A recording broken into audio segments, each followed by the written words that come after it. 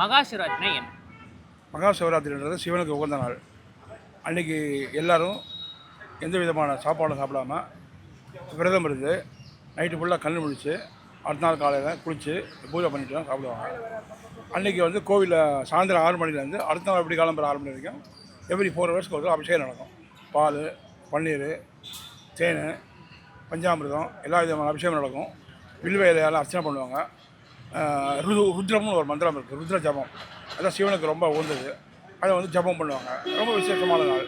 அன்றைக்கி கண்ணு முடித்தா ரொம்ப விசேஷமான நாள், மிகப்பெரிய புண்ணியம் கிடைக்கும். மகா சிவராத்திரி அப்படின்னால் இந்துக்களுங்களுக்கு ஒரு புனிதமான ஒரு தெய்வீக வழிபாடு. இது வந்து குடும்பத்தில் பல கஷ்டம் கவலைகள் தீரக்கூடிய பொருள். தெய்வீகம். இது வந்து தெய்வத்துக்கு வழிபாடு பண்ணுறவங்க இந்துக்கள் வந்து வழிபாடு பண்ணுற முறைகள் இது. மகா சிவராத்திரி அப்படின்னா அந்த 12 மணி நேரம் அந்த தெய்வத்தை வழிபண்ணோம்னா நம்ம குடும்பத்தில் உள்ள பிரச்சனைகள், தீராத வியாதிகள் அது தீரக்கூடிய வழிபாடுகள் உண்டு. சிவன் குடும்பம் எப்படி இருக்குதோ அந்த மாதிரி நம்ம குடும்பமும் ஒற்றுமையாக இருக்கும். முருகன், விநாயகர், பார்வதி, சிவன் இருக்கிற மாதிரி வருஷத்துக்கு ஒரு வாட்டி நம்ம குடும்பத்தில் எந்த சண்டை சாவடி இல்லாமல் எந்த பிரச்சனைகள் இல்லாமல் தெய்வம் வந்து வழி கொடுக்குற மாதிரி நம்ம குடும்பத்தில் அந்த மாதிரி வழிபாடு கொடுக்கறதுக்காக தான் மகா சிவராத்திரியை வழிபாடு பண்ணி அது கும்பிடுவாங்க. இது வந்து இந்துக்கள் தெய்வம் இருக்குது அப்படின்னு நம்பி கும்பிட்றவங்க அந்த தெய்வத்தை வழிபாடு பண்ணி பண்ணுவாங்க. அதனால் அவங்க பண்ணக்கூடிய பரிகாரம் என்னென்னா, தெய்வத்துக்கு வந்து வருஷத்துக்கு ஒரு வாட்டி ஒரு விளக்கு, ஒரு பூ, இந்த மாதிரிங்கிறது அவங்களால முடிஞ்சது தெய்வத்துக்கு ஒரு காணிக்கை மாதிரி வச்சு கும்பிட்டு நம்மளோட குறைகள் தெய்வத்தை சொன்னோம்னா மனிதர் கேட்குறாங்களோ இல்லையோ நம்ம தெய்வம் கேட்கும். அப்போ வருஷத்துக்கு ஒரு வாட்டி நம்ம தெய்வம் நம்மளுக்கு வழிபாடு கொடுக்கறதுக்காக மகா சிவராத்திரியை கும்பிட்றாங்க. மகர சிவராத்திரினா சுண்டல், பொரி, கடலை எல்லாத்தையும் வச்சு படைச்சிட்டு நைட்டு ஒரு 12 மணிக்கு சாமி கும்பிடுவோம் சிவனுக்கு. ஆமாம், 12 மணிக்கு சாமி கும்பிட்டு எல்லாத்துக்கும் அன்னதானம் போட்டு அதுக்கப்புறம் அவ்வளோதான் கிளம்பி வந்துடுவோம். மகா சிவராத்திரி அன்னைக்கு நைட்டு முழுக்க கண்ணு முழிச்சா நம்ம நினச்சதெல்லாம் நடக்கும்னு சொல்லுவாங்க பார்த்தீங்களா? ஆமாம், கண்டிப்பாக நடக்குது. உங்களுக்கு அதுமாதிரி நடந்திருக்கா? நடந்திருக்கு. ஏன்னா ஒரு விஷயம் சொல்லுங்கண்ணா.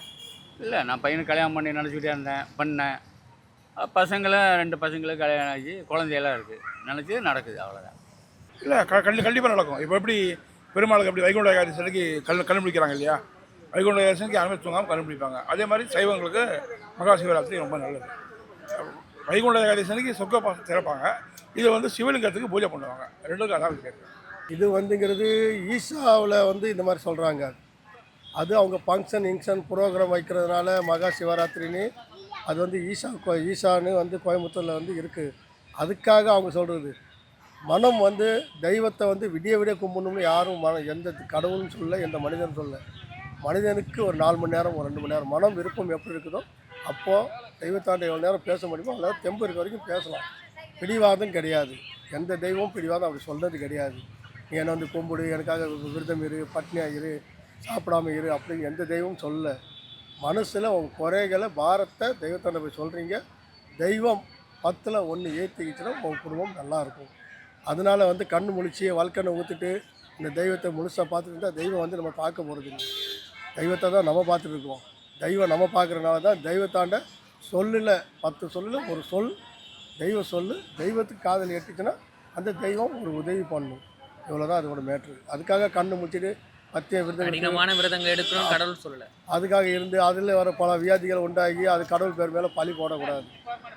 நீ கண்ணு முடிச்சு ஒன்று கண்ணு வலி வந்து கண்ணு கெட்டு போய் கண் நரம்பு தகுதி போய் அப்புறம் மூளை கெட்டு போய் அது தூக்கம் இல்லாமல் பசி இந்த மாதிரி பல வியாதிகள் உண்டாகி ஐயோ நான் கடவுளை தான் கும்பிட்டேன், கடவுள்னால எனக்கு இப்படி வந்து கடவுள் மேலே பழி போடக்கூடாது. கடவுள் அப்படி சொல்லலை உங்களை. தெய்வம் என்ன சொல்லுது, நான் இருக்கிற இடத்துல இருக்கிறேன், நீங்கள் வந்து என்னை வந்து தரிசனம் பண்ணிட்டு போகிறீங்க, என்றைக்கு கொடுக்கணுமோ வரோம் அன்றைக்கி கொடுக்குறேன், நல்லா இருங்க அப்படின்னு தான் தெய்வம் சொல்லுது.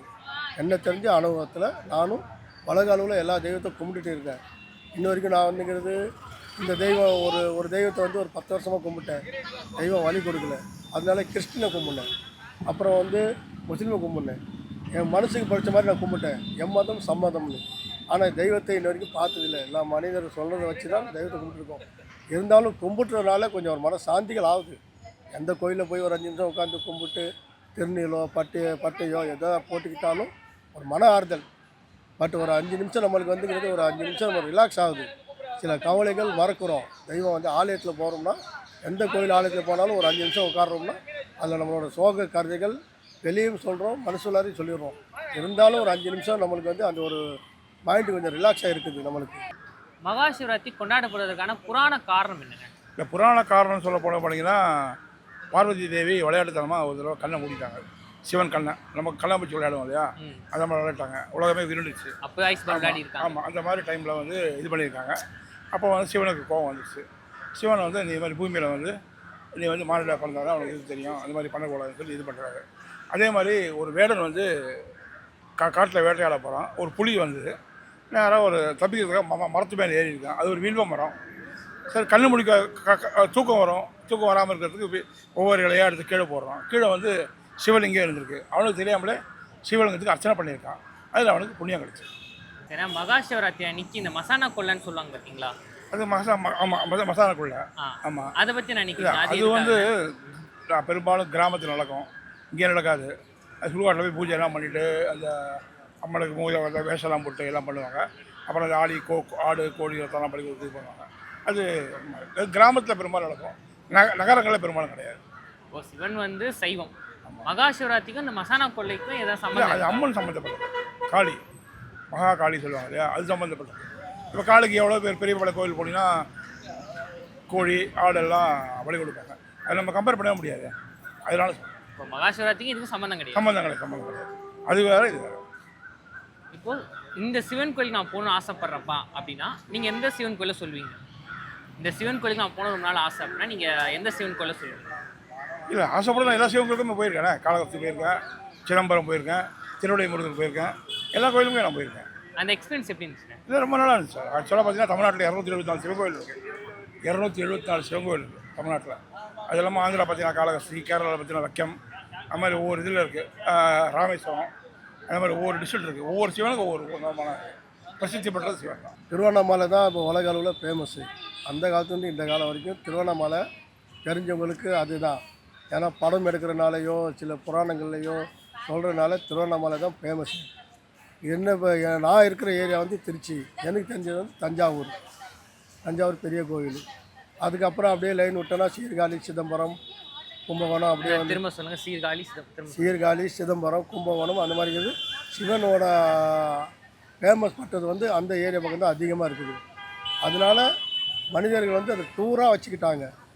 இந்த கோவில், இந்த சிவன் இல்லைன்னா அந்த சின்ன சிவன், அந்த சிவன் இல்லைனா அந்த சிவன் அப்படின்னு சிவன் பேர் பல பேர் இருக்கிறனால அந்த சிவனை வச்சு கும்பிட்டு போயிட்டே தான் இருக்காங்க. அப்போது வருஷத்தில் எத்தனை வாட்டி கும்பிட்டாலும் சிவன் ஒன்று தான். அது எந்த சிவன் தான் வரம் கொடுக்கணும் மனிதனுக்கு தெரியல, எங்கள் மாதிரி பக்தர்களுக்கும் தெரியல. அந்த பக்தர் தெய்வம் என்றைக்கு எங்களுக்கு வழிபாடு கொடுக்குதோ அன்றைக்கி இருக்கிற காலம் வரைக்கும் நாங்கள் நல்லா இருப்போம்.